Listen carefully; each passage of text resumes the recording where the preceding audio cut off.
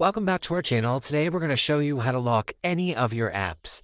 So first we're going to click Shortcuts, which is on every phone, and then Shortcuts.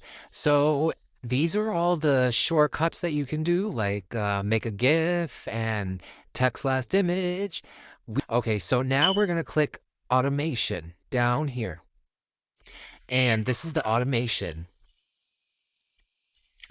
So this automatically runs it locks my screen. So as soon as anyone tries to open any of these two apps, so Amazon Apple Pay, so our Apple account, so then it would just run after confirmation, run immediately, notify when run, and then you press done.